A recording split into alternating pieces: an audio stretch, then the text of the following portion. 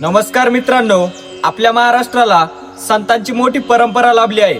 पण तुम्हाला माहित आहे का की सुमारे 800 वर्षापूर्वी महाराष्ट्रामध्ये एक असा पंथ उदयाला आला ज्याने समाजात समतेची आणि प्रेमाची मोठी लाट आणली. तो पंथ म्हणजे महानुभाव पंथ. आज आपण या व्हिडिओमध्ये अगदी सोप्या भाषेत जाणून घेऊया की या पंथाची सुरुवात कशी झाली आणि श्री चक्रधर स्वामींनी आपल्याला काय शिकवण दिली. 800 वर्षापूर्वीचा काळ आजच्यापेक्षा खूप वेगळा होता. समाजात खूप भेदभाव होता.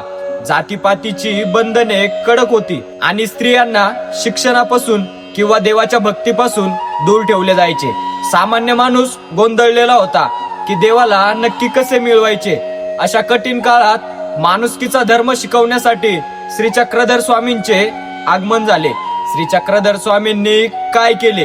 त्यांनी सांगितले की देव सर्वांचा आहे. त्यांनी जातीभेदाचा कडाडून विरोध केला. त्यांनी सांगितले की जो कोणी मनोभावे भक्ती करेल तो देवाला प्रिय होईल, मग तो कोणत्याही जातीचा किंवा धर्माचा असो. विशेष म्हणजे त्यांनी स्त्री पुरुष समानतेचा पुरस्कार केला. त्या काळी स्त्रियांना भक्तीचा अधिकार देणारे ते पहिले महान पुरुष होते. म्हणूनच त्यांच्या पंथाला महानुभाव म्हणजेच महान अनुभव देणारा पंथ म्हटले जाते. हा पंथ कृष्ण भक्तीवर आधारित असून परमेश्वर एकच आहे या तत्वाचा प्रसार करतो. समता, अहिंसा आणि साधेपणा ही या पंथाची मुख्य वैशिष्ट्ये आहे. श्री चक्रधर स्वामींनी जातीभेदाला थारा न देता सर्वांना ईश्वराच्या भक्तीचा अधिकार दिला. अहिंसा आणि भक्तीचा मार्ग दाखवणारा हा पंथ आजही लाखो अनुयायांच्या जीवनाला दिशा देत आहे. मराठी संस्कृतीचा हा एक अमूल्य ठेवा आहे. मित्रांनो, महानुभाव पंथाने आपल्या मराठी भाषेला खूप मोठे योगदान दिले आहे.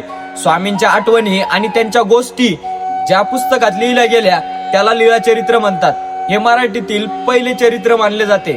त्यांनी आपली सर्व शिकवण संस्कृतीमध्ये न देता सर्वसामान्यांच्या मराठी भाषेत दिली, जेणेकरून ती प्रत्येकाला समजेल. अहिंसा आणि जीवदया हे त्यांच्या पंथाचे मुख्य आधारस्तंभ आहेत. तर मित्रांनो, असा होता हा समतेचा आणि प्रेमाचा संदेश देणारा महानुभाव पंथ. आजही स्वामींची शिकवण आपल्याला माणुसकीने वागायला शिकवते.